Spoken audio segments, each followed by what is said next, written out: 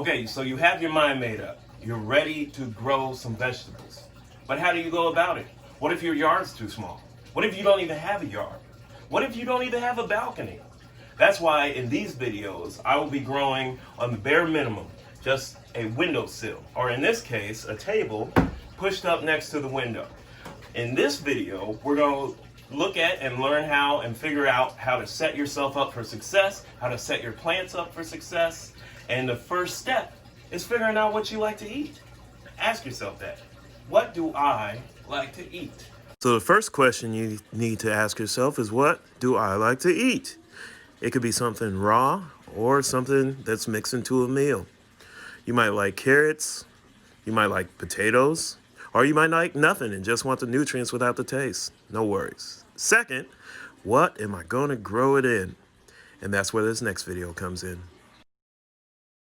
So now that you've figured out what you want to grow, you got to figure out what to grow it in, right? So I think a lot of people think this is where the money hits you. This is where it gets too expensive to start growing stuff. You can figure out you got to go buy pots, then you got to go buy the soil and things like that. That's not the case. There's pots all around you. Every time you buy something from the store, it's like they give you a free pot. So I'm going to show you a few of the ones that I use, and each one of these I've either already used or I'm planning to use them in these videos.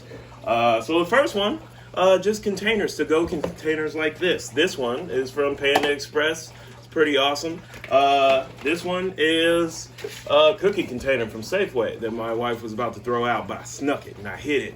And now I got it. Still smells like cookies. The cool thing about these guys is they're deep enough to give you enough soil so that your plants can have at least a good start to their root development. And a lot of times when you start plants and things like that, you have to make sure that your seeds are covered so they don't lose moisture before they start to sprout. And these are perfect for that.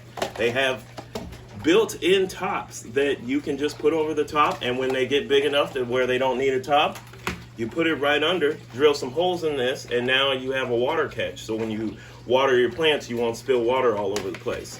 So these guys are great. They come in all different sizes, so it doesn't matter what you're trying to grow. You can find a container or save a container that would otherwise go in garbage or recycling and things like that. These are condiment cups.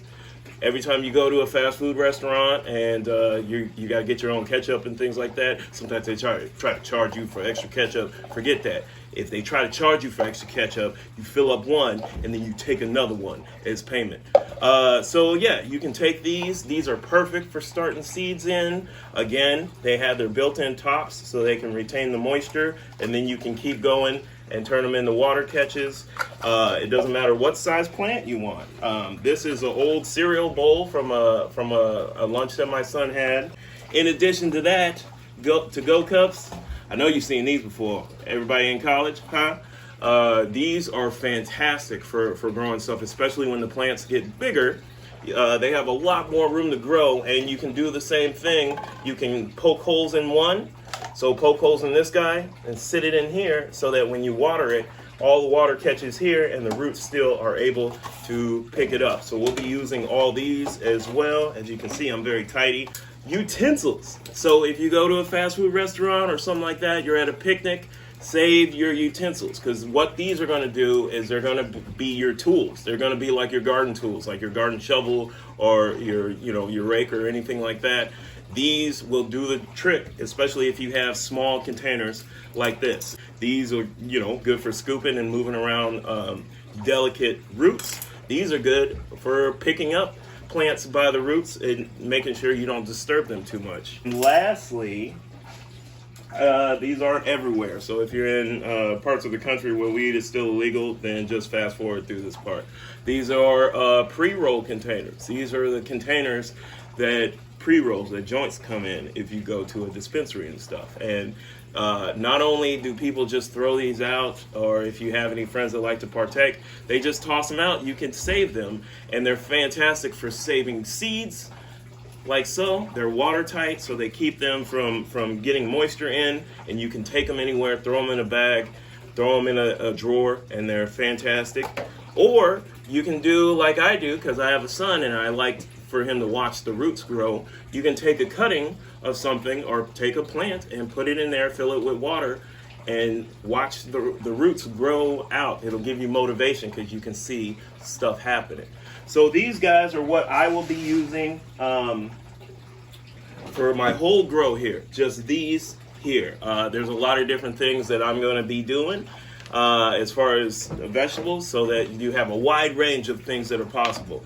If you are concerned about poking holes in the bottom of the cups so that they can drain well, and you don't have a drill or anything like that, when I first started, all I had was a nail, a pretty long nail, a lighter, and some pliers. And all you have to do, since most of the plastic that these containers are made of are very, very thin, you can hold the nail like that, hold the lighter there to make sure it gets nice and hot, and then use that as a poker to go right through the plastic in the bottom. Done. So now we're going to talk in this next segment about how to go about getting all your seeds and everything started.